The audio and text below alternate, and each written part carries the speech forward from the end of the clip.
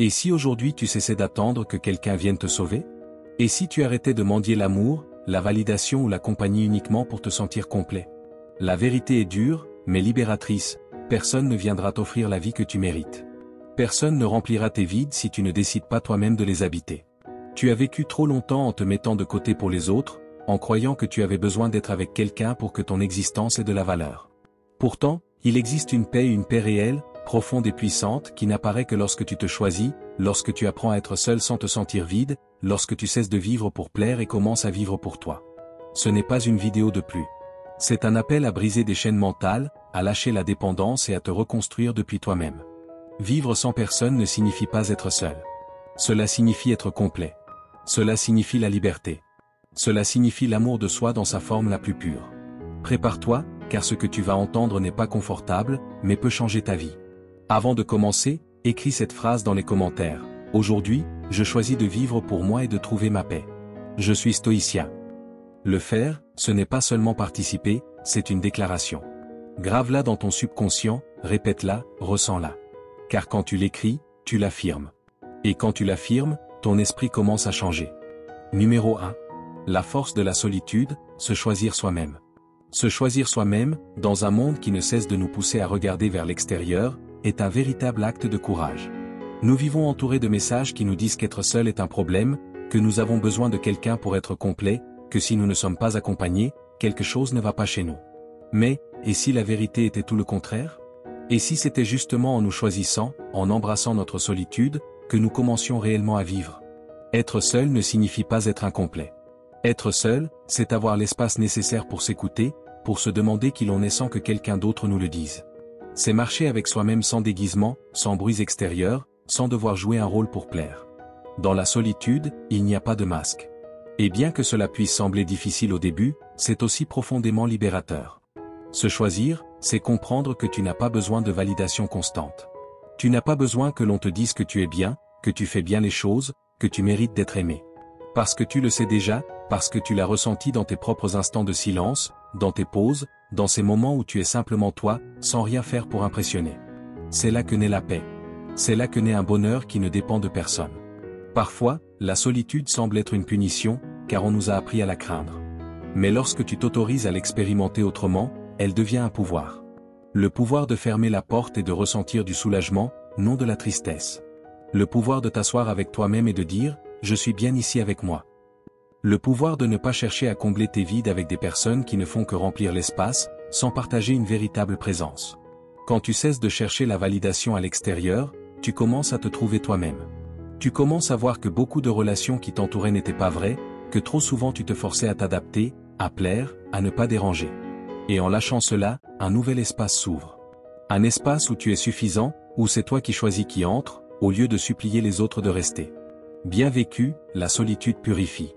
Elle nettoie ton environnement, tes pensées, tes émotions. Elle te rend plus conscient de qui est fait pour toi, et qui ne l'est pas. Elle t'apporte de la clarté. Et à partir de cette clarté, tu peux prendre des décisions plus fermes, couper les relations qui blessent, poser des limites là où il y avait de la peur, prioriser ton bien-être, sans culpabilité. Tout cela commence quand tu te choisis, quand tu cesses d'attendre que les autres le fassent pour toi. Dans le stoïcisme, cette force intérieure née de la solitude était considérée comme l'une des plus grandes vertus. Épictète disait que celui qui dépend des autres pour son bonheur est condamné à souffrir. Les stoïciens défendaient l'autosuffisance émotionnelle comme le véritable chemin vers la liberté. Il ne s'agit pas de rejeter les autres, mais de ne pas dépendre d'eux pour ta paix. Et cela, inévitablement, se cultive dans les moments de solitude. Tu n'as pas besoin de devenir un ermite ni de vivre dans une grotte. Tu as simplement besoin de créer un espace pour être honnête avec toi-même. Fais une pause. Sors marcher sans musique, sans regarder ton téléphone. Assieds-toi et écris ce que tu ressens, sans filtre. Offre-toi une conversation, un repas avec toi-même, comme tu le ferais avec quelqu'un que tu aimes profondément. C'est là, dans cette pratique simple, que tu commenceras à te rappeler que toi aussi tu mérites ton attention, ton affection et ton temps. Quand tu apprends à être seul et à l'apprécier, tu cesses de te contenter de peu. Tu n'acceptes plus les relations à moitié. Tu ne tolères plus ce que tu endurais auparavant par peur de rester sans personne, car tu n'es déjà plus sans personne, tu es avec toi. Et cela change tout, parce que lorsque tu te choisis, le monde le remarque. Alors, seuls s'approchent de toi ceux qui savent eux aussi être complets. Apprends à rester avec toi-même, à t'écouter, à te valoriser sans avoir besoin du regard des autres. Car là, dans cette solitude choisie, se trouve la force la plus pure, celle de savoir que tu n'as besoin de personne pour te sentir chez toi, car tu es déjà ton propre foyer. Numéro 2. Différencier solitude et isolement. Il n'est pas la même chose d'être seul que de se sentir seul. Et c'est là la différence qui peut transformer ta vie. D'un côté, il y a la solitude imposée, celle qui arrive avec un sentiment d'abandon, de vide, avec le manque d'une personne ou d'une chose absente. De l'autre, il y a la solitude choisie, appréciée, valorisée, cet espace que tu décides d'habiter avec toi-même. Non pas parce qu'il n'y a personne d'autre, mais parce que tu comprends la valeur de ta propre présence. La clé réside dans la façon dont nous interprétons ces moments de solitude. La science le confirme, des études en psychologie ont montré que les personnes qui voient la solitude comme une opportunité, et non comme une condamnation, présentent des niveaux d'anxiété plus bas, une satisfaction personnelle plus élevée et un bien-être émotionnel plus stable. Parce qu'il ne s'agit pas seulement d'être seul, mais de ce que ce moment signifie pour toi. Est-ce de l'abandon ou de la liberté? Nous vivons dans une culture où l'on suppose que celui qui est seul va mal, que les gens heureux ont toujours des projets, qu'ils sont toujours entourés d'amis, toujours sollicités. Mais tout cela est une illusion. Beaucoup de personnes entourées se sentent profondément seules, tandis que beaucoup de personnes seules sont en paix, centrées, complètes. Quelle est la différence? La narration intérieure, la manière dont tu interprètes ta propre vie. Quand tu interprètes ta situation autrement, quand tu choisis ton espace, quand tu décides d'avoir un moment pour toi sans culpabilité, sans hâte, sans devoir t'expliquer, tu pratiques la solitude choisie. Et cela n'est pas de l'isolement, c'est de l'intimité avec toi-même. Ce n'est pas une prison, c'est une reconnexion. C'est là que tu peux penser avec clarté, ressentir sans distraction, te souvenir de qui tu es au-delà des attentes des autres. Là, tu peux redécouvrir tes passions, tes limites, tes besoins, tes désirs les plus authentiques. Et tu n'as besoin de l'approbation de personne pour cela. Change ton regard. Au lieu de dire « je suis seul », dis « je suis avec moi-même ». Cela peut sembler insignifiant, mais cela transforme complètement l'expérience. Cela te rappelle que tu n'es pas incomplet, que tu n'es pas en pause en attendant que quelqu'un d'autre donne du sens à ta vie. Tu es là, respirant, pensant, ressentant, existant. Et cela a déjà de la valeur. C'est déjà suffisant.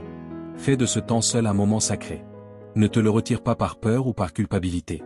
Pratique la solitude choisie comme un acte conscient. Assieds-toi en silence. Marche sans but. Lis ce livre qui te fait réfléchir. Écris ce que tu portes en toi. Écoute une musique qui t'émeut. Fais ce que tu repousses toujours pour t'occuper des autres, mais fais-le pour toi. Pas pour le montrer, pas pour le partager, uniquement pour toi. Le stoïcisme connaissait bien le pouvoir de ce type de solitude. Sénèque disait que le sage est celui qui se suffit à lui-même, non pas parce qu'il rejette les autres, mais parce qu'il n'a pas besoin de leur compagnie pour être en paix. Épictète parlait de la liberté intérieure comme de la seule véritable, et cette liberté se cultive précisément dans ces instants où personne ne t'observe, où tu es seul avec ton esprit et où tu peux regarder avec honnêteté ce qu'il y a en toi. Si tu apprends à voir la solitude comme une alliée et non comme une menace, tu cesseras de la combattre. Et lorsque tu cesses de résister, tu commences à en profiter. Tu te sens plus léger, plus calme. Tu découvres que tu n'as pas besoin de bruit pour te sentir vivant, que tu n'as pas besoin d'une compagnie constante pour te sentir digne. Et cela te donne une force que peu possède, la capacité de te choisir sans peur. Car au final, personne ne t'accompagnera aussi longtemps que toi-même. Apprendre à être bien avec toi n'est pas une option, c'est une nécessité. Et plus tôt tu le comprends, plus tôt tu commences à vivre depuis un lieu d'authenticité. La solitude n'est pas une tristesse, mais une solitude consciente. C'est ce coin intérieur où tu n'attends rien, où tu es simplement. Et c'est là, dans cet espace, que naît la véritable paix. Numéro 3. Cultiver des amitiés de qualité, et non de quantité. Tu n'as pas besoin de 100 personnes autour de toi pour te sentir accompagné. Tu n'as pas besoin d'un groupe rempli de faux sourires, de conversations vides, de contacts qui ne sont là que lorsque tout va bien. Ce dont tu as réellement besoin, ce sont de ces quelques-uns qui restent quand tout s'écroule. Ceux qui non seulement te célèbrent, mais qui aussi te confrontent avec amour. Ceux avec qui tu peux être vulnérable et qui malgré tout te comprennent.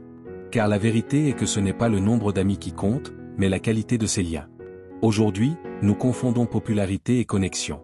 Nous mesurons nos relations en likes, en réponses rapides, en participation à tous les groupes et événements. Mais combien de ces personnes te connaissent réellement? Combien ont été présentes dans tes moments les plus bruts, les plus inconfortables, les plus réels? L'amitié n'est pas une présence superficielle. C'est de la présence émotionnelle, de la profondeur, de la réciprocité. Et tout le monde n'est pas prêt à aller jusque-là.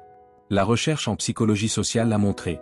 Les relations profondes, authentiques, ont un impact direct sur notre bien-être émotionnel, notre santé mentale et même notre longévité.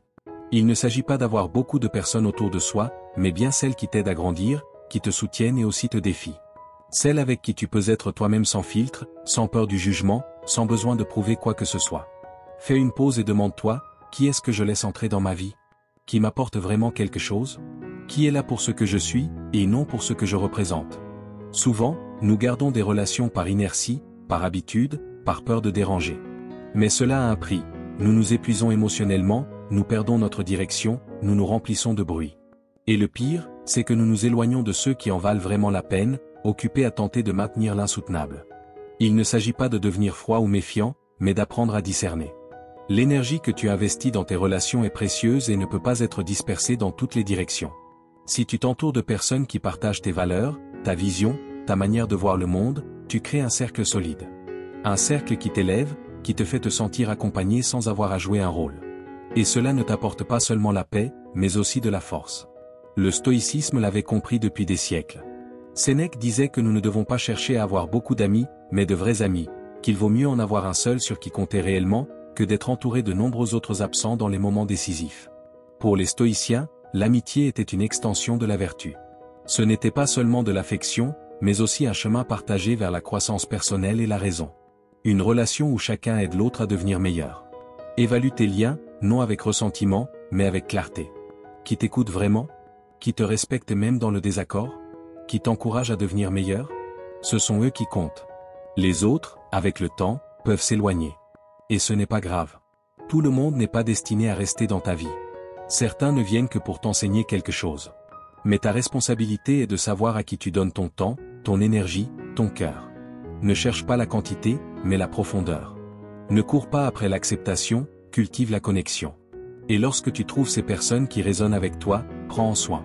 Pas avec dépendance, mais avec présence, être là vraiment, écouter, partager, grandir ensemble. Voilà ce qu'est l'amitié. Et lorsque ton cercle se réduit à quelques-uns, ne le vois pas comme une perte, mais comme un acte de purification. Car parfois, pour trouver la véritable richesse, il faut lâcher l'excès. Et dans l'amitié, comme dans la vie, moins peut être infiniment plus. Numéro 4. Chercher ce qui fait vibrer ton âme. Parfois, tu es tellement entouré de bruit que tu oublies ce que tu veux vraiment. Tu es tellement pris dans ce que l'on attend de toi, dans ce que tu devrais faire, dans ce que les autres considèrent comme correct, que tes propres désirs se diluent, s'éteignent, disparaissent au fond. Mais lorsque tu t'arrêtes, lorsque tu éteins tout et que tu restes en silence avec toi-même, alors la vérité apparaît. Cette vérité qui ne crie pas, mais qui a toujours été là, attendant que tu l'écoutes. Et ce moment n'arrive qu'en solitude. La solitude n'est pas seulement une pause loin du monde, c'est une opportunité de revenir à toi, de te demander sans pression. Qu'est-ce qui me fait vibrer? Qu'est-ce qui me passionne? Qu'est-ce que je ferais si je n'avais à plaire à personne? Et cela, c'est quelque chose que nous nous permettons rarement de penser. Car nous vivons en jouant des rôles, le fils exemplaire, l'ami toujours présent, le travailleur efficace, la personne qui s'adapte. Mais parmi tous ces rôles, où es-tu vraiment? Lorsque tu restes seul, sans distraction, ton esprit commence à remettre les pièces en ordre. L'introspection a ce pouvoir, elle met en lumière ce qui compte vraiment. Et elle ne le fait pas avec de grandes révélations, mais avec de petits murmures. Des souvenirs qui reviennent. Des idées qui t'ont toujours accompagné. Des rêves que tu avais oubliés. Tu ne découvres pas quelque chose de nouveau. Tu te rappelles simplement ce que tu savais déjà, mais que tu avais fait taire. Et la science le confirme. Des études sur l'introspection ont démontré que le temps passé en solitude améliore notre connexion avec nos objectifs personnels les plus authentiques. C'est-à-dire ceux qui ne sont pas imposés par ce que la société valorise, mais qui naissent de ta propre essence. Quand tu es seul, sans chercher l'approbation des autres, c'est là que tu peux voir avec clarté ce que tu veux construire, quel chemin tu veux emprunter, quelle partie de toi tu es prêt à honorer. Fais l'exercice. Ce n'est pas compliqué, une feuille, un stylo et la permission d'être brutalement honnête avec toi-même. Écris ce qui te passionne vraiment. Pas ce qui rend bien sur les réseaux. Pas ce que ta famille attend de toi. Pas ce qui paraît correct. Juste toi, sans filtre. Quelles choses te font perdre la notion du temps? Quels rêves t'enthousiasment rien qu'à y penser, même si tu ne les partages avec personne? Quelles activités ferais-tu même si personne ne te payait, même si personne ne les applaudissait? Quand tu fais ce genre de liste, tu n'es pas seulement en train de rêver. Tu donnes une direction à ta vie. Tu retires les couches. Tu reviens à toi. Et cela n'a pas de prix. Car lorsque tu sais ce qui te fait vibrer, tu commences à prendre des décisions différentes. Tu ne vis plus par inertie. Tu n'avances plus en pilote automatique. Tu prends le volant. Tu passes à l'action. Tu commences à dire non à ce qui t'éloigne de toi, et oui à ce qui t'en rapproche. Le stoïcisme parlait aussi de cela. Marc Aurèle écrivait que la vie de chacun est déterminée par la qualité de ses pensées. Et ses pensées les plus pures, les plus authentiques, n'apparaissent que dans le calme. Les stoïciens croyaient au devoir intérieur, à la voix qui naît de l'âme, et apprenaient à l'écouter. Pour eux, vivre selon sa nature était la forme la plus élevée de la vertu. Et cela n'est possible que lorsque tu te connais vraiment, au-delà de ce que le monde attend de toi. Ne vis pas une vie empruntée. Ne suis pas des chemins que tu n'as pas choisis.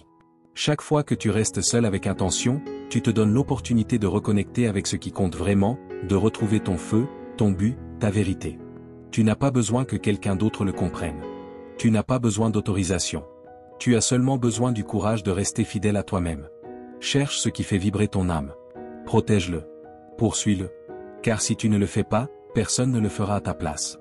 Et quand tu marches aligné avec ce que tu aimes vraiment, tout commence à avoir du sens. La confusion disparaît. La motivation apparaît. Et tu comprends alors que la solitude n'était pas un vide, mais le chemin du retour vers toi. Numéro 5. Cessez de vouloir réparer les autres. Il y a des moments, sans nous en rendre compte, nous commençons à porter ce qui ne nous appartient pas. Nous essayons de réparer les autres. Nous tentons de les sauver. Nous devenons thérapeutes, bouées de sauvetage, béquilles émotionnelles. Et nous le faisons avec la meilleure intention, bien sûr. Mais cela ne le rend pas juste pour autant. Car, peu importe l'amour que tu y mets, tu ne peux pas guérir quelqu'un qui ne veut pas guérir. Tu ne peux pas changer une personne qui n'est pas prête à changer. Et c'est là que ton énergie, ton attention et même ton identité se dissipent. Tu es tellement occupé à t'occuper de l'autre, à le motiver, à l'aider à sortir du trou, que tu ne vois pas que toi aussi tu es en train de t'y enfoncer. Tes limites s'effacent. Tu commences à t'oublier. Tu justifies cela par des phrases comme « mais je l'aime » ou « si je ne le fais pas, qui le fera ?» Mais en réalité, cette responsabilité n'a jamais été la tienne. Et plus tu insistes, plus tu t'épuises. C'est un cycle dangereux. Tu donnes, l'autre ne change pas, alors tu donnes encore plus, et tu finis vidé. Le plus dur, c'est que bien souvent, on ne t'en est même pas reconnaissant. Parce que lorsqu'une personne n'est pas prête à se regarder en face, à assumer sa responsabilité, toute tentative de ton côté peut être perçue comme de la pression, comme un jugement, comme une intrusion. Et là, tu restes frustré, te sentant responsable d'un processus qui ne t'appartient pas. Les relations déséquilibrées non seulement t'épuisent, mais elles te détournent aussi de ton chemin, de ton but, de ta paix. Et le pire, c'est qu'en étant tellement centré sur l'autre, tu cesses de grandir toi-même. Tu n'as plus d'énergie pour guérir tes blessures, pour prendre soin de ton bien-être. Toute ton énergie est absorbée par cette bataille constante visant à changer quelqu'un qui n'a même pas décidé de changer. Fais l'exercice, prends un moment et observe tes relations. Dans lesquelles as-tu le sentiment de toujours donner davantage? Ou es-tu en train de t'épuiser à vouloir réparer l'autre? Ou y a-t-il un schéma de sauvetage? Sois honnête, sans jugement, observe simplement. Puis demande-toi, est-ce que cela me fait du bien? Est-ce que cela m'élève ou m'enferme? Suis-je en train d'aider par amour ou par besoin de me sentir nécessaire? Lâcher prise, ce n'est pas abandonner. Poser des limites, ce n'est pas être égoïste. Au contraire, c'est un acte profond de respect, envers toi-même et envers l'autre. Car lorsque tu renonces à la nécessité de réparer, tu offres à l'autre la possibilité de prendre en main sa propre vie. Et tu t'accordes à toi-même l'opportunité de vivre la tienne avec plus de conscience, plus de légèreté, plus de vérité. Le stoïcisme l'enseigne très clairement, tu ne peux pas contrôler les autres, tu ne peux contrôler que tes propres actions. Épictète disait que ce que les autres font, pensent ou ressentent n'est pas en notre pouvoir. Ce qui est entre nos mains, c'est seulement la façon dont nous répondons. Alors, quand tu comprends qu'il n'est pas de ta responsabilité de porter les processus des autres, tu commences à te libérer. Tu cesses de souffrir pour ce que tu ne peux pas changer. Et à partir de là, tu peux choisir avec plus de sagesse où mettre ton énergie. Tu n'as pas à devenir le sauveur de qui que ce soit. Tu n'es pas le guérisseur universel. Et peu importe combien tu aimes quelqu'un, cet amour ne peut pas remplacer sa responsabilité personnelle. Alors lâche. Lâche avec amour, mais aussi avec fermeté. Car prendre soin de toi est aussi un acte d'amour.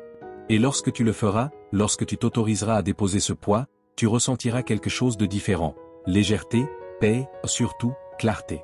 Parce qu'en cessant de regarder toujours à l'extérieur, tu peux enfin te tourner vers l'intérieur. Tu peux prendre soin de tes blessures, de tes rêves, de tes limites. Tu peux récupérer ce que tu avais mis de côté en étant disponible pour tous.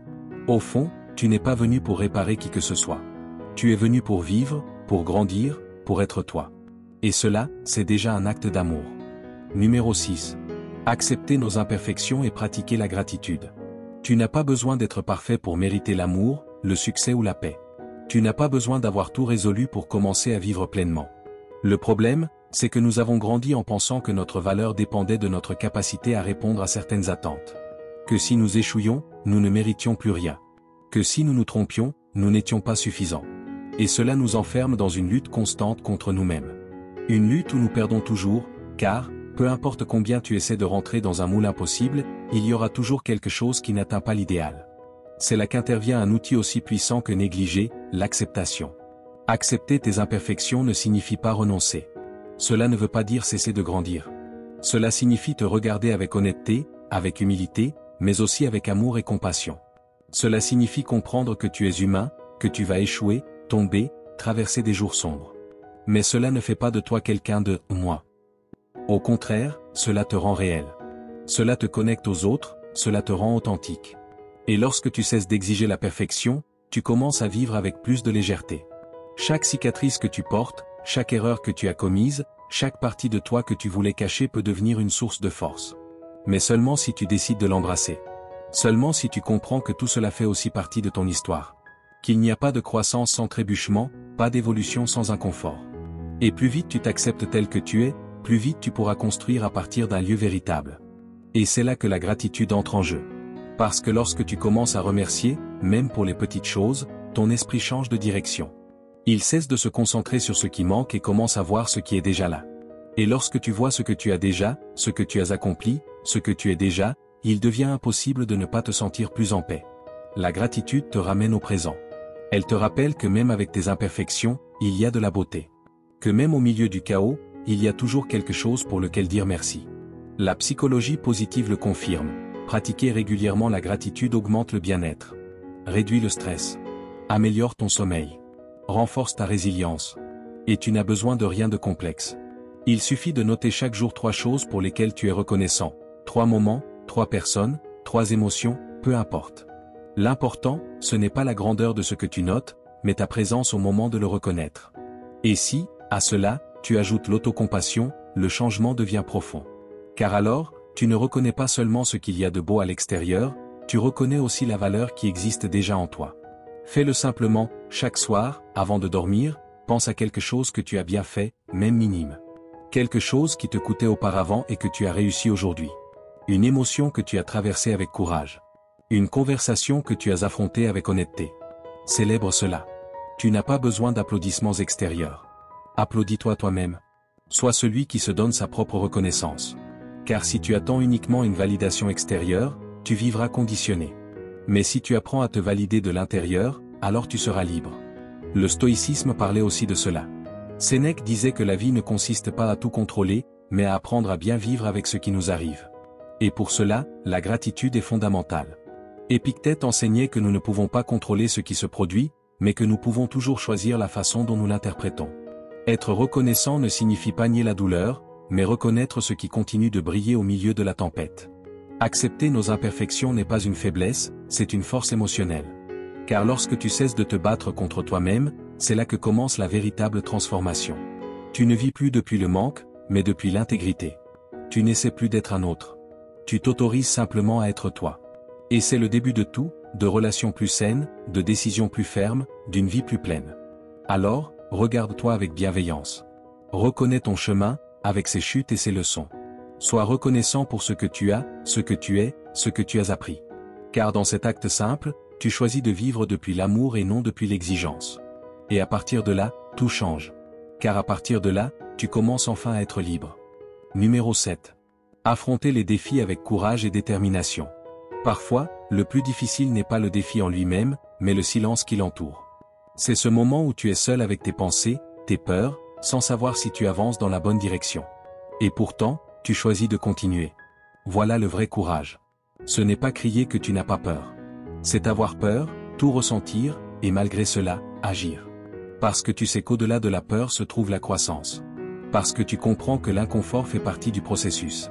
Si tu choisis toujours la facilité, tu t'enlises. Mais si tu choisis ce qui te défie, tu te transformes.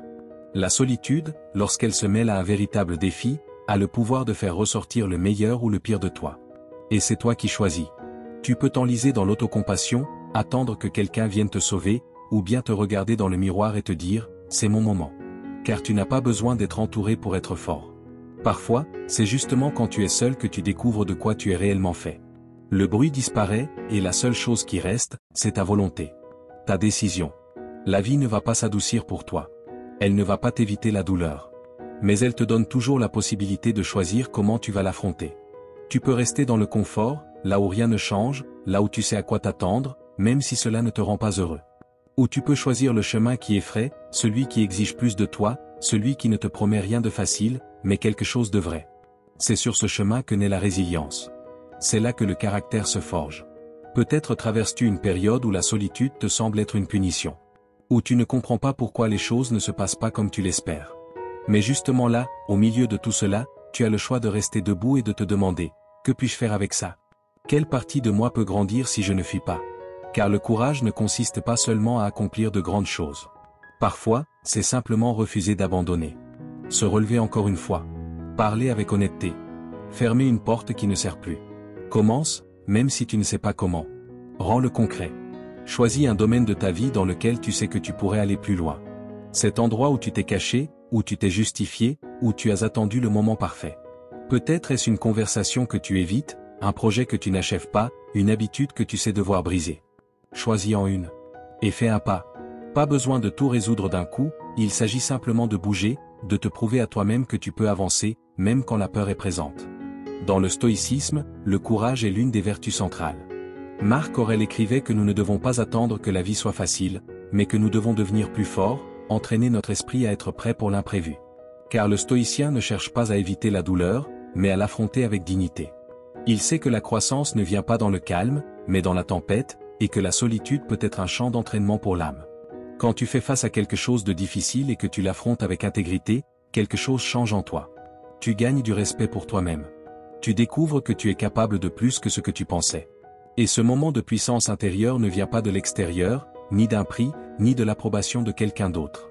Il vient du fait d'avoir fait ce qui était juste, même si c'était la chose la plus difficile. N'aie pas peur de la solitude. N'aie pas peur de la peur. N'aie pas peur du défi. Marche vers lui, regarde-le dans les yeux. Parce que plus tu l'évites, plus il grandit. Mais quand tu l'affrontes, quand tu choisis d'agir malgré tout, tu deviens plus fort, plus libre, plus toi-même. Et c'est cela qui change une vie. Ce n'est pas que les choses deviennent plus faciles, mais que toi, tu deviens quelqu'un de capable de les affronter avec courage et détermination. Car au final, ce qui compte, ce n'est pas ce que tu surmontes, mais qui tu deviens en l'ayant surmonté. Numéro 8, ne pas laisser la négativité des autres t'affecter. Tout ce que tu entends ne mérite pas une réponse. Toute critique n'a pas besoin de t'atteindre. Et toute opinion extérieure n'a pas à devenir une vérité sur toi. Aujourd'hui plus que jamais, il est facile de tomber dans le piège de se sentir jugé, dévalorisé ou attaqué, surtout si tu appartiens à un groupe qui, à cause de certains discours sociaux, commence à être perçu avec méfiance ou mépris. Mais c'est justement là que tu dois avoir de la clarté. Parce que si tu laisses ces voix extérieures définir ta valeur, tu te déconnectes de toi-même. Et lorsque tu perds cette connexion, tu commences à vivre sur la défensive, portant une colère qui ne t'appartient pas. Beaucoup d'hommes aujourd'hui se sentent piégés entre ce que la société attend d'eux et ce qu'ils sont réellement. Des discours généralisent, pointent du doigt, jugent sans connaître. Et oui, ça fait mal. Ça fait mal d'être catalogué. Ça fait mal qu'on suppose que, juste par ton genre, tu portes déjà une étiquette. Mais le plus important n'est pas le jugement en lui-même, c'est la manière dont tu y réponds. Est-ce que tu t'enfonces dans la culpabilité ou dans la colère? Est-ce que tu t'isoles? Est-ce que tu deviens quelqu'un qui réagit par la violence ou le rejet? Ou choisis-tu de rester ferme, en paix avec toi-même, en sachant qui tu es vraiment? Avoir une identité solide implique de filtrer ce qui vient de l'extérieur. Cela veut dire reconnaître que tout ce qu'on dit de toi n'est pas vrai, et que ta valeur ne dépend pas de correspondre au récit des autres. Tu peux reconnaître les erreurs d'autrui sans porter leurs fautes. Tu peux rester ouvert au dialogue sans te laisser détruire. Tu peux être toi sans devoir te justifier constamment. Cela demande de l'autoconscience, de la maîtrise de soi, un esprit entraîné à ne pas tout prendre de façon personnelle. Car la négativité, lorsqu'elle n'est pas contrôlée, devient contagieuse. Et si tu n'y prends pas garde, tu finis par reproduire le même mal que tu as reçu. Mais tu n'es pas là pour réagir. Tu es là pour répondre avec intégrité, pour regarder le monde et dire « cela ne me définit pas ». Et plus encore, pour vivre d'une manière telle que personne ne puisse affirmer le contraire. La vraie force ne réside pas dans le fait de crier ta valeur, mais de l'incarner chaque jour. Fais-le concret. Chaque fois que tu sens qu'une critique te touche plus qu'elle ne le devrait, arrête-toi. Demande-toi si cela parle vraiment de toi, ou si ce n'est qu'une projection de l'autre. Réfléchis, cette personne me connaît-elle vraiment? Parle-t-elle depuis la vérité ou depuis sa propre douleur? Et ensuite, respire. Lâche prise. Ne t'accroche pas. Ne te défends pas par habitude. Ne t'explique pas là où tu n'es pas écouté. Utilise cette énergie pour renforcer ton chemin, pas pour mener des batailles vides. Le stoïcisme l'avait bien compris. Épictète enseignait que ce ne sont pas les faits qui nous affectent, mais l'interprétation que nous en faisons. Ce que les autres disent de toi ne peut pas t'atteindre, à moins que tu ne le leur permettes. Marc Aurèle, empereur et philosophe, écrivait que si quelqu'un parle mal de toi et que tu n'agis pas de manière méprisable, alors l'opinion de l'autre n'a aucun poids. Ce qui compte, ce n'est pas le bruit, mais ta réponse. Et ta réponse doit toujours venir de la vertu, non de l'ego blessé. Rester ferme dans ton identité est un acte de courage. Tu n'as pas besoin de l'approbation de tous, tu as besoin de ta propre clarté. Savoir qui tu es, ce que tu représentes et quelle valeur tu choisis de vivre. C'est là que réside ton pouvoir. Et une fois que tu comprends cela, les paroles, les pensées, les jugements des autres t'affectent beaucoup moins. Parce que tu sais que tu n'es pas ici pour plaire à tout le monde, mais pour être toi, avec respect, avec force, avec conscience. Lorsque tu atteins cet état, tu te sens plus libre, plus centré. Tu cesses de réagir à tout, tu arrêtes de vivre sur la défensive. À la place, tu agis avec intention. Et c'est là que tu deviens vraiment fort. Non pas en résistant au jugement des autres, mais en n'ayant pas besoin de leur approbation. Car au final, il ne s'agit pas que tout le monde te comprenne, mais que toi, tu ne te perdes pas en chemin. Numéro 9, établir un espace personnel et sain. Ton environnement parle de toi, même si tu ne dis pas un mot. La manière dont tu organises, ou pas, l'espace dans lequel tu vis reflète l'état de ton esprit. Et souvent, sans nous en rendre compte, nous nous entourons de chaos et de désordre. Puis nous nous demandons pourquoi nous nous sentons irritables, démotivés, déconnectés. Mais c'est simple, ce que tu vois autour de toi devient ce que tu ressens à l'intérieur. Si tu veux apprendre à apprécier ta solitude, à être en paix avec toi-même, le pire que tu puisses faire est d'habiter un espace qui t'entraîne vers l'inconfort ou le bruit mental. Il ne s'agit pas d'avoir une maison digne d'un magazine ou de devenir obsédé par le ménage. Il s'agit de respecter l'espace qui te soutient. Cet endroit où tu passes tes jours, tes nuits, tes moments les plus intimes. Car ce lieu n'est pas seulement physique, il est aussi émotionnel. Quand il est rempli de désordre, d'objets qui ne te représentent pas, accumulés par habitude, il devient très difficile de trouver la paix intérieure. Tout crie, tout interrompt, tout semble en suspens. Mais quand tu commences à créer un environnement intentionnel, l'énergie change. Ton esprit se sent plus libre, plus concentré, ton corps se repose mieux, tes pensées s'alignent. La science le confirme. La psychologie environnementale a montré que les espaces désorganisés augmentent le niveau de cortisol, l'hormone du stress. Le manque d'harmonie visuelle réduit ta capacité à te concentrer et à te détendre. À l'inverse, un espace soigné, propre, décoré avec intention, élève ton bien-être émotionnel. Il te fait te sentir plus capable, plus en contrôle, plus toi. Ce n'est pas une exagération, transformer ton espace peut transformer ton état d'esprit. Commence par le concret. Regarde autour de toi et demande-toi, qu'est-ce qui est en trop ici? Qu'est-ce que je n'utilise plus, dont je n'ai pas besoin, qui ne m'apporte rien? Enlève-le, remercie, lâche, libère. Ensuite, demande-toi, qu'est-ce qui m'inspire? Qu'est-ce qui me fait du bien quand je le vois? Peut-être une plante, une image, une lumière douce, un livre que tu aimes avoir à portée de main. Fais en sorte que ton espace t'invite à rester, à respirer profondément, à être avec toi-même sans chercher à fuir. Car si tu n'aimes pas être dans ton environnement, il sera plus difficile d'aimer ta propre compagnie. Une solitude bien vécue a besoin d'un lieu sûr pour se développer. Et ce lieu n'est pas seulement en toi, il est aussi autour de toi. Imagine avoir un coin où lire tranquillement, méditer, écrire tes pensées ou simplement rester en silence. Ce coin peut changer ta manière d'être seul. Car ce n'est plus un vide, mais une présence, un soin, une intention. Le stoïcisme défendait aussi cette idée, bien qu'en d'autres termes. Pour eux, la modération, l'ordre, la clarté étaient des vertus applicables à la vie pratique. Marc Aurèle écrivait que notre esprit a besoin d'ordre tout autant que notre corps, et qu'un environnement propre favorise la sérénité intérieure. Ce n'était pas seulement une question d'esthétique, mais une manière de vivre. Si tu peux contrôler ton espace, tu peux commencer à contrôler ton intérieur. S'il y a de la discipline dans ton environnement, tu peux trouver la liberté en toi. Et cela ne vaut pas seulement lorsque tu es seul. Cela vaut pour toi, à tout moment. Créer un espace qui reflète ton essence est une façon de te dire « je compte ». C'est une manière de t'honorer, de te donner ce dont tu as besoin, sans attendre que quelqu'un d'autre le fasse à ta place. Transformer ta chambre, ton bureau ou ton salon en un lieu de paix te permet de mieux apprécier ta propre compagnie. Tu n'as plus besoin de sortir pour trouver des stimulations, ni de la présence d'autrui pour te sentir complet. Tu es bien là où tu es, avec toi-même, dans ton espace. Alors, ce qui autrefois n'était qu'un confort devient un foyer. Ce qui était bruit se transforme en calme. Le lieu que tu habites cesse d'être simplement un endroit, il devient une extension de ton bien-être. Et là, précisément là, la solitude cesse d'être un châtiment pour devenir un cadeau. Numéro 10. Construire la vie que tu mérites.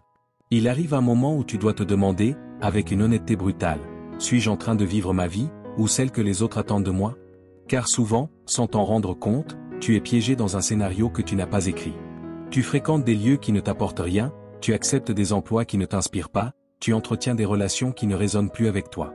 Tout cela, par peur de déranger, de décevoir, de sortir du rôle que tu crois devoir jouer. Mais si tu continues ainsi, tu ne construiras jamais la vie que tu mérites vraiment. Tu te contenteras de survivre, pas de vivre. Chercher en permanence l'approbation est épuisant. Tu restes suspendu au regard des autres, à leurs jugements, à leurs opinions. Et plus tu t'efforces de plaire, moins tu t'écoutes. Moins tu laisses de place à tes véritables désirs, à ton essence, à cette part de toi qui ne veut pas seulement obéir mais créer.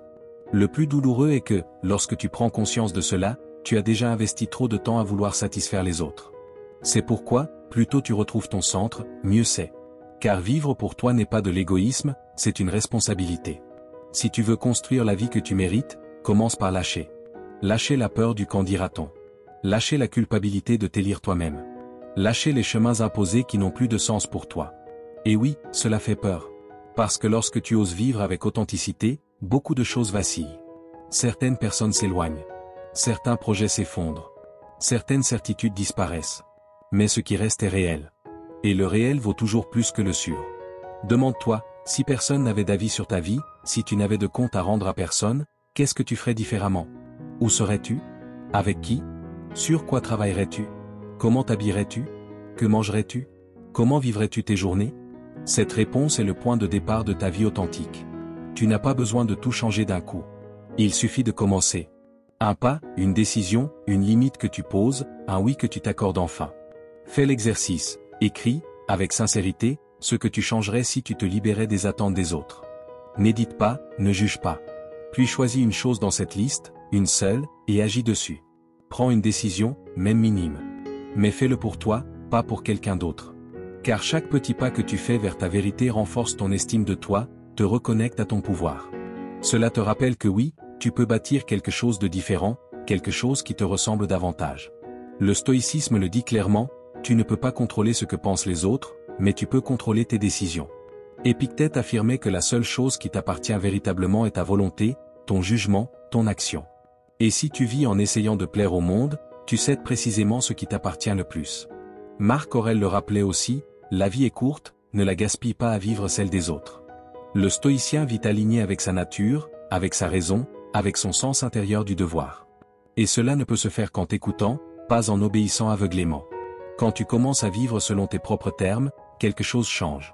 Tu te sens plus léger, plus concentré, plus vivant.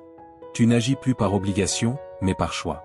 Tu ne fais plus les choses pour être aimé, mais en bâtissant à partir de l'amour de toi. Alors tu ressens une sécurité qui ne dépend pas de l'extérieur, parce que tu sais que ce que tu crées est à toi, qu'il te représente. Et cela, personne ne peut te l'enlever.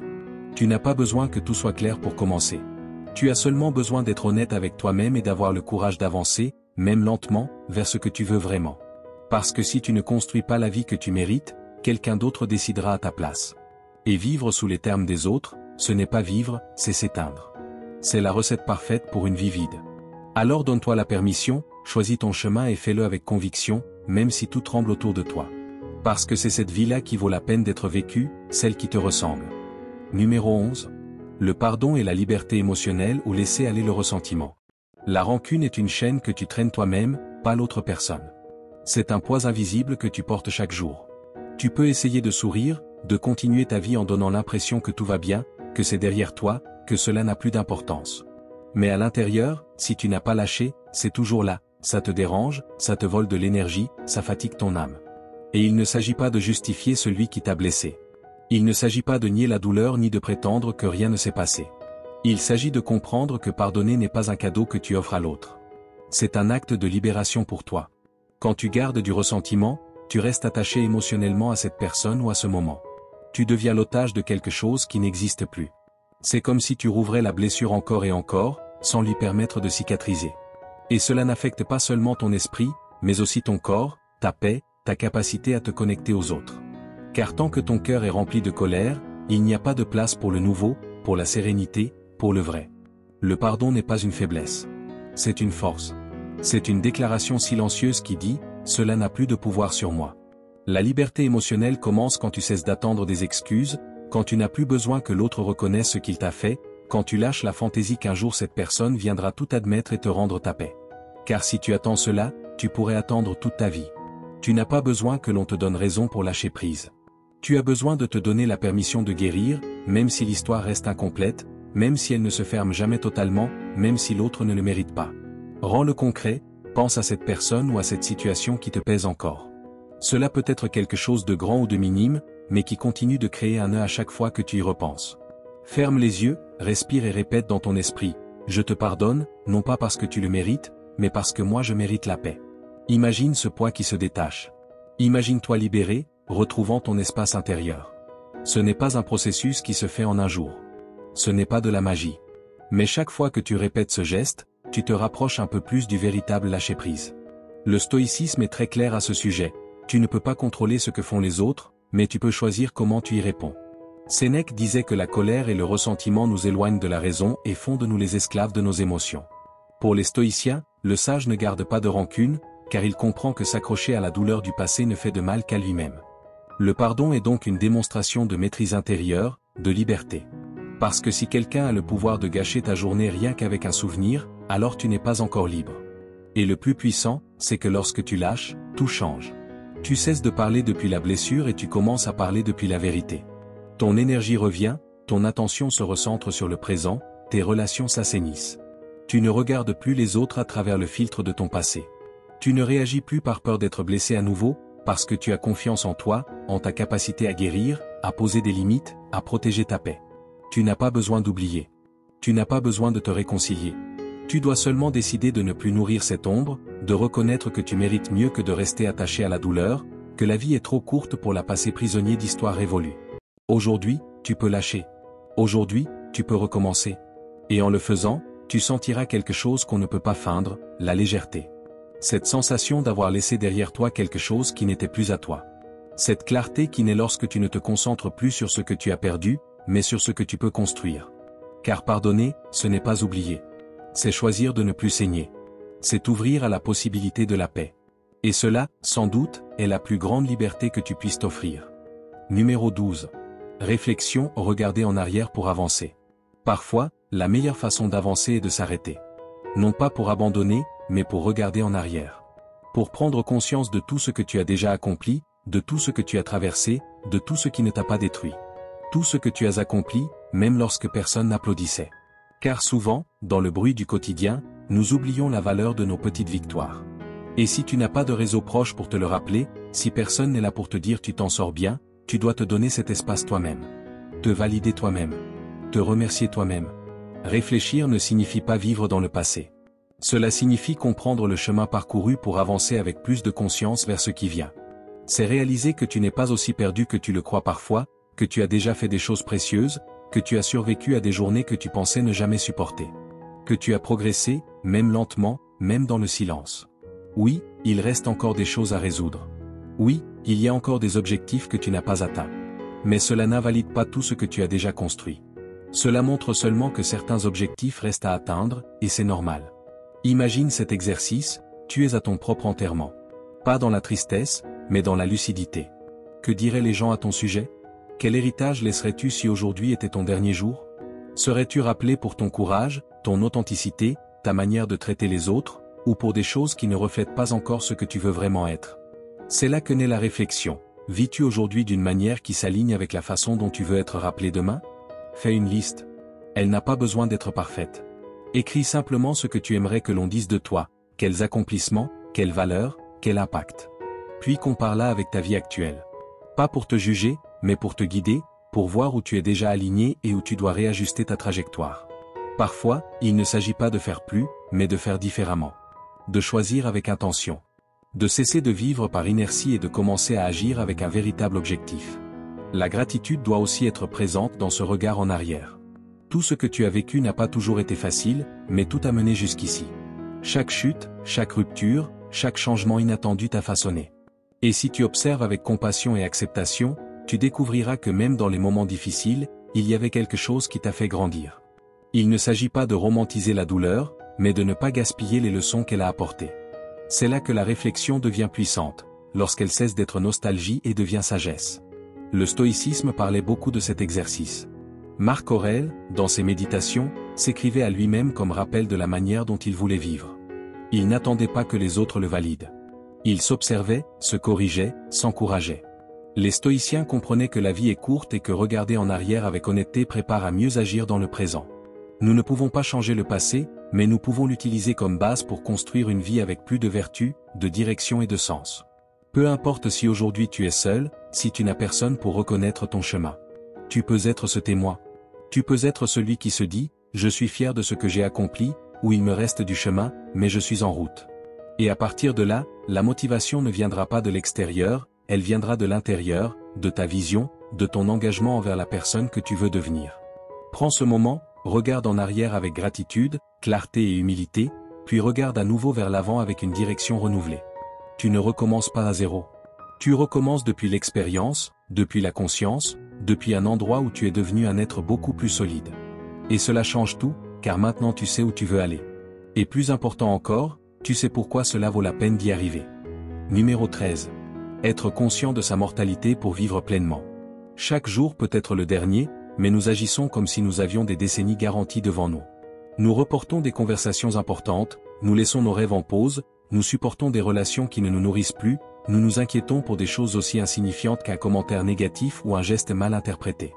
Nous vivons comme si le temps était infini, comme si tout pouvait attendre. Mais la vérité, cette vérité qui dérange mais libère aussi, c'est que nous ne savons pas combien de temps il nous reste. Et lorsque tu te rappelles cela vraiment, quelque chose en toi se réorganise. La conscience de ta propre mort n'est pas sombre ou morbide, au contraire, c'est un éveil. C'est une manière brutalement honnête de te connecter à la vie. Car lorsque tu sais que cela va se terminer, tu commences à te demander, que fais-je de ce que j'ai maintenant? Est-ce que j'investis mon énergie dans ce qui compte vraiment ou est-ce que je la gaspille dans des choses sans valeur? Se rappeler que nous sommes mortels est comme une alarme qui te sort du pilote automatique et te ramène au présent avec toute son intensité. Fais l'exercice, au réveil, avant de regarder ton téléphone, avant de regarder l'heure, répète doucement ou dans ta tête, « Je suis mortel, ma vie est courte ». Reste là quelques secondes, non pour te déprimer, non pour paniquer, mais pour te reconnecter, pour aligner ta journée sur cette vérité. Car lorsque tu sais que le temps est limité, tu ne le gaspilles pas. Tu ne le donnes pas à n'importe quoi, tu ne le partages pas avec n'importe qui. Il devient sacré, précieux. Et lorsque tu comprends que le temps est limité, tu réalises que beaucoup de choses qui te valaient la paix ne méritent même pas ton attention. Cette dispute que tu allais avoir ne vaut pas le stress, cette plainte que tu répètes depuis une semaine ne te mène nulle part, et cette peur qui t'empêche de prendre des décisions est en réalité basée sur des hypothèses qui pourraient ne jamais se produire. Tu prends conscience que ce que tu possèdes aujourd'hui, ton corps, ton temps, tes proches, n'est pas garanti demain, et tu commences à les traiter comme ils le méritent, avec présence, respect et gratitude. Le stoïcisme propose une pratique très claire à ce sujet. Memento mori, souviens-toi que tu vas mourir. Ce n'est pas une menace, mais un rappel constant de la fragilité et de la précieuse valeur de la vie. Marc Aurèle écrivait sur ce thème chaque jour. Il répétait que la mort ne doit pas nous surprendre si nous avons vécu chaque jour comme si c'était le dernier. Pour les stoïciens, la conscience de la mort donnait direction et urgence à la vie. Elle permettait d'agir avec clarté, sans se laisser distraire par le trivial. Quand tu appliques cette réflexion et que tu en fais une habitude, ta perspective change. Tu commences à apprécier les choses simples, un bon repas, une conversation sincère, un après-midi tranquille. Tu cesses de tout tenir pour acquis. La vie n'a pas besoin d'être parfaite pour être appréciée. Il suffit d'être présent, car chaque moment est unique, il n'y a pas de répétition ni de seconde prise. Tu deviens plus sélectif avec ton temps, plus honnête dans tes relations, plus courageux dans tes décisions. Tu n'attends plus le moment parfait, car tu comprends que ce qui t'arrive est ce qui est parfait. Ce qui existe, c'est ce que tu as aujourd'hui et le courage de le faire compter. La peur de la mort se transforme en respect pour la vie, et cela te donne la liberté. Car lorsque tu cesses de craindre la fin, tu peux commencer à vivre véritablement. Répète-le chaque matin, « Je suis mortel, ma vie est courte ». Puis demande-toi, comment veux-je vivre aujourd'hui en sachant cela? La réponse donne non seulement une direction à ta vie, mais donne un but à ton existence. C'est le début d'une vie plus consciente, plus courageuse et beaucoup plus épanouie. Numéro 14. Éviter la surproductivité et valoriser le temps personnel. Nous vivons dans une époque où se reposer semble un péché, où chaque minute non mesurée en productivité est perçue comme du temps perdu. Tu te lèves et tu penses déjà à ce que tu dois faire, sautant d'une tâche à l'autre avec la sensation d'être toujours en retard, de ne jamais en faire assez. Et si tu t'arrêtes un instant pour simplement être, respirer, regarder le ciel, cette voix intérieure apparaît et te culpabilise. Et toi, que fais-tu à perdre ton temps? Mais est-ce vraiment du temps perdu ou es-tu en train de le récupérer? Le piège de la surproductivité est silencieux mais puissant. Il te fait croire que ta valeur dépend de ce que tu fais, et non de ce que tu es. Que si tu ne produis pas, tu échoues. Et le pire, c'est que ce rythme de vie ne fatigue pas seulement le corps, il épuise l'âme, car tu n'as pas été fait pour être constamment performant.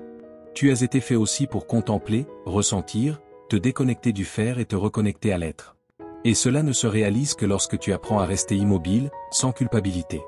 Les études le confirment, l'excès de productivité non seulement ne permet pas d'améliorer ta performance sur le long terme, mais peut détériorer ta santé physique et mentale. Le stress chronique, l'épuisement émotionnel, le manque de clarté sont tous des symptômes d'une vie vécue à 1000 à l'heure. Le plus grave est que plus tu t'habitues à ce rythme, plus il devient difficile de profiter du repos. Tu commences à te sentir mal à l'aise dans le silence, inutile dans la pause, comme si tu ne pouvais te valider que lorsque tu es occupé. Mais il existe une autre manière de vivre, une manière où tu valorises ton temps non seulement pour ce que tu accomplis, mais aussi pour ce que tu ressens. Une manière où être seul ne signifie pas se déconnecter du monde, mais se reconnecter à toi-même. Où le loisir n'est pas de la paresse, mais un remède. Où regarder un coucher de soleil n'est pas perdre du temps, mais le gagner, car il y a de la sagesse dans la lenteur, de la beauté dans la simplicité et de la paix dans la simplicité. Commence par faire ce qui n'est pas urgent. Permets-toi des moments de calme sans agenda. Tu n'as pas besoin de te justifier. Tu n'as pas besoin d'une utilité immédiate. Tu peux simplement rester assis avec une tasse de thé, lire pour le plaisir, marcher sans but, observer la ville ou le ciel. Ces moments ne sont pas des interruptions. Ce sont des espaces où l'esprit respire, où le corps se détend, où l'âme se régénère. Où l'âme s'exprime. Tu peux également explorer des activités contemplatives, visiter un musée, observer une œuvre d'art, écouter de la musique sans faire autre chose. Laisse-toi captiver par un film sans penser que tu es en train de perdre ta journée. Tout dans ta vie n'a pas besoin d'être mesuré par la performance. Il y a des moments qui ne produisent pas de résultats tangibles, mais qui te renouvellent intérieurement. Et cela, même si cela n'apparaît pas sur ta liste de tâches, a une valeur immense. Le stoïcisme nous rappelle que la vertu ne réside pas dans la quantité de choses que tu fais, mais dans la manière dont tu les fais. Épictète disait que nous ne devrions nous occuper que des choses essentielles. Marc Aurèle parlait de se concentrer sur ce qui est important et de ne pas se laisser entraîner par le superficiel. Pour les stoïciens, bien vivre signifiait vivre avec intention, pas avec excès. Et souvent, la meilleure décision n'est pas de faire plus, mais de faire moins, mais avec plus de présence. Récupérer ton temps personnel est un acte d'amour-propre. C'est te rappeler que tu n'as pas à prouver quoi que ce soit tout le temps. Que tu peux être précieux même dans la pause. Que le repos construit aussi. Que le silence enseigne aussi. Et que dans cette pause, il y a de la place pour réfléchir, pour remercier, pour guérir. Cesse d'exiger de ta vie qu'elle soit constamment efficace ou significative. Cela, tu ne le trouveras que lorsque tu te donneras la permission de t'arrêter, d'être avec toi-même sans exigence, de te reposer sans culpabilité. La vie véritable commence quand tu cesses de courir pour commencer à être. Numéro 15. Augmenter les endorphines pour améliorer l'humeur. Parfois, l'esprit se trouble sans raison apparente. Tu te lèves sans envie, tout semble plus lourd, et ce qui te passionnait hier ne te motive plus aujourd'hui. Ces jours où la motivation ne se manifeste pas et où le moral est bas ne sont pas toujours le signe d'une crise existentielle profonde. Parfois, ton corps demande simplement de l'aide. Il demande du mouvement, du plaisir authentique, quelque chose qui réactive la chimie naturelle du bien-être. Ton corps a ses propres mécanismes pour t'aider à te sentir mieux, mais nous oublions souvent de les utiliser. L'un des plus puissants est la libération d'endorphines. Les endorphines sont comme de petites doses de joie que ton cerveau libère lorsque tu fais certaines choses. Ce sont des analgésiques naturels, mais aussi des stimulants de bonne humeur. Elles s'activent quand tu cours, quand tu ris, quand tu écoutes une chanson qui te fait frissonner, ou quand un film te touche profondément. Et le meilleur, c'est que tu n'as pas besoin de prescription médicale pour y accéder. Il suffit d'intention, de mouvement et de connexion avec ce qui te fait vivre. L'exercice physique est l'un des moyens les plus directs. Non seulement pour le corps, mais aussi pour l'esprit. Lorsque tu bouges, tu ne renforces pas seulement ton corps, tu relâches également le stress accumulé. Une routine intense, une marche rapide, une séance de calisthénie ou des poids bien utilisés peuvent transformer ta journée entière. Même si tu n'aimes pas faire de l'exercice, bouge quand même. Souvent, le moral n'apparaît pas tout de suite, mais après coup. Le corps s'active et, avec lui, l'esprit se clarifie. Si l'exercice te coûte, commence par quelque chose de plus accessible, le rire. Ne sous-estime pas le pouvoir de rire, même si au début cela semble forcé. Ton cerveau ne fait pas la différence entre un rire authentique et un rire simulé. Dans les deux cas, il commence à libérer des endorphines. Tu peux regarder une comédie, lire quelque chose qui te fait sourire, te rappeler des moments où tu riais jusqu'à en avoir mal au ventre, ou simplement sourire plus souvent, même sans raison particulière. Ce petit geste peut provoquer un changement biochimique qui stimule ton humeur. La musique est également une médecine. Écoute cette chanson qui te redonne toujours le moral, celle qui te fait chanter, bouger les pieds, fermer les yeux et ressentir. La musique a le pouvoir de te transporter, de t'extirper momentanément de ton état actuel et de t'élever ailleurs. C'est une manière directe et puissante d'activer des émotions positives et de libérer des endorphines, sans même sortir de ta chambre. Et le plus important, c'est de faire tout cela sans pression, non pas parce que je dois, mais parce que je veux prendre soin de moi. Lorsque tu comprends que ton humeur n'est pas seulement une question de volonté ou de mentalité, mais aussi de chimie corporelle, tu cesses de culpabiliser de ne pas être à 100% tout le temps. Tu deviens plus compatissant envers toi-même, plus conscient, et c'est à partir de là que tu passes à l'action. Le stoïcisme parlait déjà de cela, même sans utiliser le mot « endorphine ». Pour eux, prendre soin du corps et de l'esprit était une seule et même tâche. Épictète disait que nous ne pouvons pas penser clairement si nous négligeons notre corps. Marc Aurèle insistait sur le fait que nous devons traiter notre corps avec respect, comme une partie essentielle de notre existence rationnelle. Les stoïciens ne séparaient pas le bien-être physique du bien-être mental. Ils savaient qu'un esprit fort a besoin d'un corps en mouvement et que prendre soin de soi fait partie de la vertu.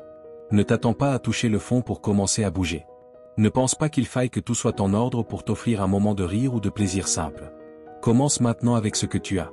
Sors marcher, mets de la musique, souris, fais quelques exercices, regarde un film que tu aimes. Et fais-le en sachant que ce n'est pas une échappatoire, mais une façon de te reconnecter avec toi-même, de rééquilibrer ce qui parfois se déséquilibre, de te rappeler que tu as en toi des ressources naturelles pour guérir, pour te remonter le moral, pour te sentir plus vivant. Lorsque tu transformes cela en habitude, tu ne dépends plus de l'extérieur pour te sentir bien. Tu n'as pas besoin de grands exploits ni de moments parfaits. Tu dois juste revenir à toi, à ce qui active ton énergie, à ce qui déclenche tes endorphines. Car dans ces petits gestes réside la possibilité de transformer une mauvaise journée en une journée pleine et satisfaisante. Si tu es arrivé jusqu'ici, ce n'est pas un hasard. Cela montre ton engagement envers ta transformation, ta paix et ta vie authentique. Je veux donc que tu fasses encore quelque chose. Écris dans les commentaires la phrase suivante: aujourd'hui, je choisis de vivre pour moi et de trouver ma paix. Je suis stoïque. Écris-la maintenant pour qu'elle s'ancre dans ton esprit, ton intention et ton chemin. Et si cette vidéo a résonné en toi, mets un like, abonne-toi et active la cloche, car cette vidéo peut t'aider encore davantage. Le voyage ne fait que commencer, et tu le fais pour toi et par toi.